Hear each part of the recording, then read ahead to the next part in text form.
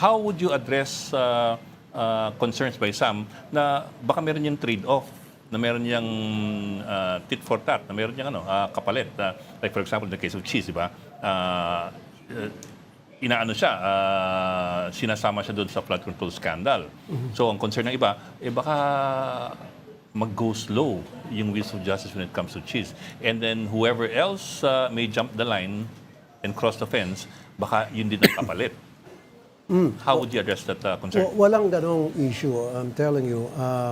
Never na meron isa sa amin, sa grupo namin, na kinausap si Cheese at magsabi na ito yung mangyari kapag lumipat ka sa amin, yung mga kaso mo, gagan, etc. In the first place, wala naman kaming kapangyarihan para mangako na yung kaso mo mabubura o mapapagaan. Legislative kayo eh. Yeah, we don't have that power. And then, pangalawa, si Cheese talaga lumipat on his own, kusang loob niya. Dahil nga sabi niya, nakukonsensya siya out of his duty na lang as a senator na halal ng bayan para i-break ng impasse. Kailangan niyang pumasok upang sa gayon makapagtrabaho na kami. Pero Senator, nitong past 2 weeks, absent na si Chise.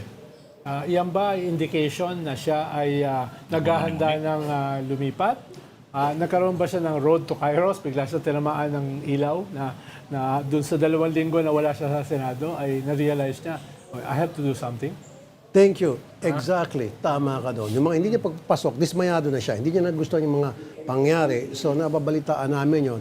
So, meron, siyempre, dito sa kasamahan ko na kakilala siya, nagpaparinig sa kanya. Kung ikaw ay disgruntled na, dismayado ka na, hey, why don't you join us? Para naman magkaroon katahimikan sa Senado at para sa bayan natin, mawala na itong mga kaguluhan. So, we took that opportunity para kumbinsin siya lumipat.